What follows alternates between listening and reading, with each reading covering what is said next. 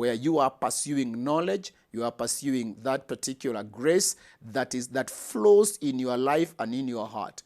Although it may not be this particular time, but in future, you may be able to get this kind of a teaching that gives you the design on how grace flows. We are in a particular sphere that was allocated by God.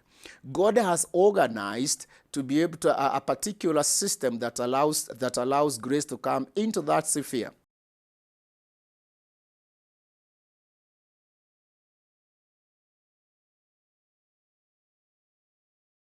Where I am actually the leader of that particular sphere. I have been set by God in that sphere. Your connectivity with me and your relationship with me allows the flow of grace to come to you. But I know those teachings will be coming. But for now, it's important to know that the grace of God flows through relationships. And through your relationship with us, you are able to have access to that particular grace of God that we talk about. Let me explain the word reformation, because it's important we all understand the context in which we are operating this, or we are mentioning this.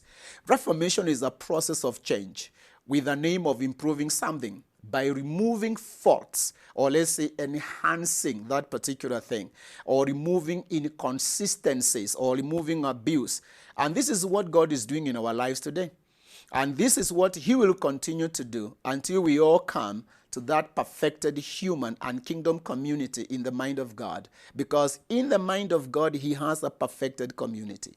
And where we are now, we cannot say we have arrived. And therefore, we commit ourselves to a continuous process of change, to a process of reformation, a process of continuous improvement, where the Lord wants us to be able to come to. And that is something that we have done from the very first time when LLC was established. Now, LLC was established in a time when apostolic reformation move of God was starting to sweep the earth, with a renewed call to maturity of the church and the pushing of the divine purposes to a very conclusive finish. In other words, this is something that has been there as a move of God in the earth. And there has been many moves of God from the history. If we can go back to the issues of even Jesus coming into the earth, that was a move of God, bringing a new message, bringing something new that has not been there, starting with John coming to Jesus, and then the apostles are there. It's a move of God that was able to bring enhanced understanding, enhanced sight on the things of God. Of course, there were issues in the history where we have the dark age after the apostles, but then we are able to have somebody like Martin Luther coming and starting a new move of God and talking about the Protestant Reformation. It was called Protestant by the Catholics. We didn't call it like that. It's the Catholics who called it, because people are protesting to the status quo. And they were saying, no, there is something, we are leading in the Word of God, and where we are is not where the Word of God is indicating. And therefore, there was a desire in certain humans to say, we want to go towards accuracy.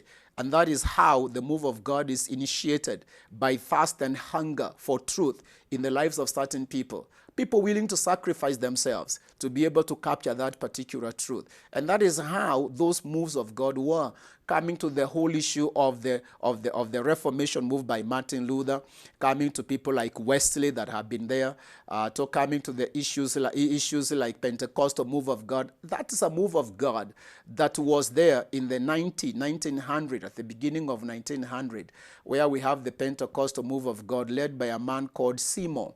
And the issue is that it was new. People are speaking in tongues. It was not an organization. It was a new functionality of God in the earth. It was a new expression of God in the face of the earth. And this has continued when we have the Latter Rain movement in 1948, where we have been able to have the whole issue of other movements that have been there, prophetic moves of God that have been initiated in the face of the earth. All these things have been there. And in the 90s, God initiated another move of God. It's an apostolic move of God.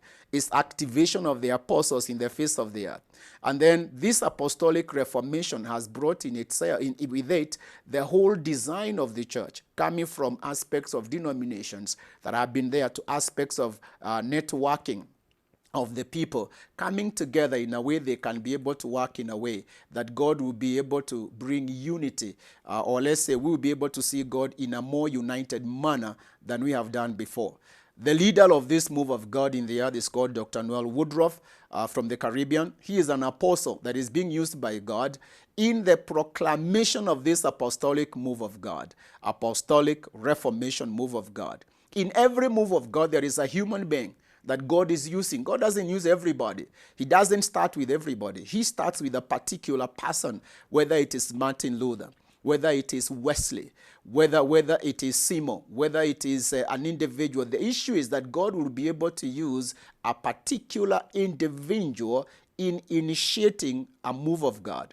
And that is where we are in right now. We are within a move of God. And when this move of God started and started sweeping the world, Kenya was not spared either.